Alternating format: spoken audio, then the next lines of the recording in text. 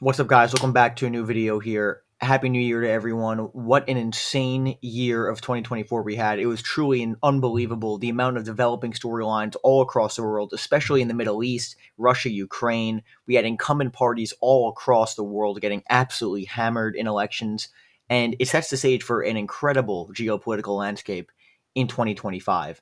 And hey, and guys, make sure to like and subscribe. It's super good for the algorithm. Amazon links of products I use in the description if you want to purchase. So let's get right into it. And the first story I'm going to talk about, number one storyline. And the reason I bring this up first is because I think it has the chance to happen very quickly and spiral out of control very quickly in 2025. And that is the issue of Israel and Iran. I think we're going to see strikes, Israeli strikes on Iran or Iranian strikes on Israel, which is not really discussed as much, but I think that's just as likely of happening on in 2025 with an incoming Trump administration, which has been very open, it seems, to strikes on Iran, either by Israel or American coordination or actual American strikes on Iran, which would be remarkable and a unprecedented step if that were to occur. Now, if that happens, guys, we were talking about the possibility of all-out war in the Middle East, and Americans think the Iraq War was bad. Americans think the war in Afghanistan was bad.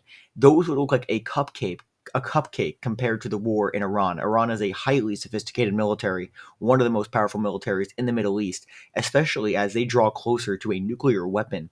This would not be any easy war.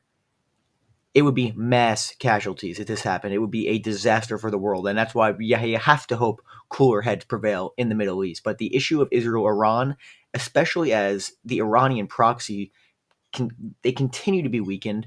Israel has its sights set now on. I mean, they've already taken out Hezbollah for the most part. Hamas is severely weakened in the Gaza Strip. Now they're dealing with the Houthis in Yemen, who are actually giving tit for tat shots on Israel. But I think the most likely outcome we're going to see in that, guys, is eventually the Yemeni Houthis will be severely weakened by Israel and the United States coordinated attacks on Yemen. And after that, I think we are going to see strikes on Iran. I think it's a matter of time. And I think it's going to happen relatively soon. And whatever comes out of that is going to be, I mean, the world has to brace for impacts because it is going to be scary to see what happens. But Israel, Iran, major geopolitical storyline going into 2025 that everyone should be following. And it's scary. It's scary. And perhaps number two, we're going to get into the second topic, maybe just as big. Maybe some would say bigger and more consequential just because of the players, the major powers at play here. And that's the issue of Russia, Ukraine.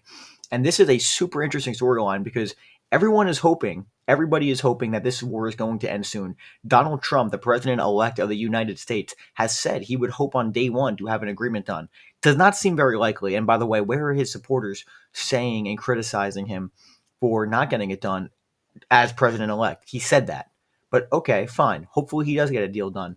And it's going to be interesting to see if he's able to succeed. Because the deal he actually offered recently, guys, of basically freezing the lines, and I believe it was to make NATO a member, it was rejected soundly by Foreign Minister of Russia, Sergei Lavrov, and the Russian administration. So it seems as though there is quite a bit of distance here between the Russians and the Ukrainians and the Americans on a potential peace settlement. But again, hundreds of thousands of casualties already in Ukraine of both Russian and Ukrainian soldiers. That war continues to spiral. There's an immense amount of death in that region. And you know what, guys? There's already rumors that the Russians, it's unclear, but who knows? It's not impossible that the Russians go into NATO territory, Finland, and it has to be monitored. It has to be monitored as a potential disaster. And in terms of an actual world war breaking out, I don't think it's likely that Israel-Iran turns into a world war. But if Article 5 is invoked, guys, in NATO against the Russians, guess what? We are at World War III if that happens. If Article 5 is invoked and all of NATO goes to war with Russia, the world is in great danger. That, I think, is the number one most consequential issue potentially in the entire world is facing, just because of the ramifications and the players at stake and the fact that nuclear players are involved here. A potential disastrous situation unfolding, which is why it is essential this war ends as soon as possible. You just have to hope Trump doesn't give everything the Russians want. But the fact that Lavrov declined his initial offer, it's pretty interesting and it's pretty telling. Now, number three, which we get into another potential disaster scenario, the issue of China Taiwan. Another, will the US intervene? Will the Chinese invade Taiwan? Will they go in to Taiwan peacefully? We talked about yesterday how the Chinese President Xi Jinping made a story that basically the reunification of Taiwan is happening one way or the other. He said this in his New Year's message to the Chinese people. It went mega viral, the fact that he said this. So I think it's a matter of time, and especially with the new Trump administration coming in, I would not be surprised if very early on Xi Jinping and the Chinese try and make an early power play. I would not be surprised. And the only question is going to be, will the U.S. intervene?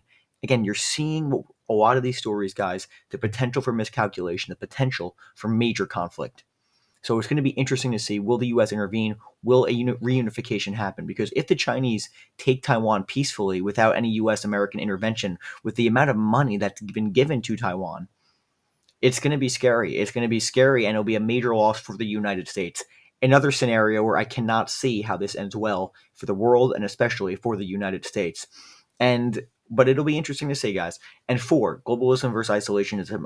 Like I said, with a lot of these incumbent parties coming in, a lot of populists all across the world winning elections very soundly, it'll be interesting to see whether or not will that change the game in any sense? Will the Trump administration change the game? Again, he positions himself as anti-war. Will that change a lot of how the U.S.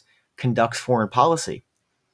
I don't know. I don't know. It's not impossible though, which is why it's going to be such an interesting year to follow. It really will be. And I think, like I said, guys, number one issue in the beginning is going to be Israel Iran, because I think that is in the forefront. That is the first major foreign policy uh, storyline that's going to be happening. I really do. So that's what I guys got for you today. The issue of Israel, Iran, Russia, Ukraine, and China, Taiwan, the three major geopolitical storylines to follow in 2025. So that's what I got for you. Thank you guys for watching. Make sure to like and subscribe, and I'll see you guys soon. Thanks.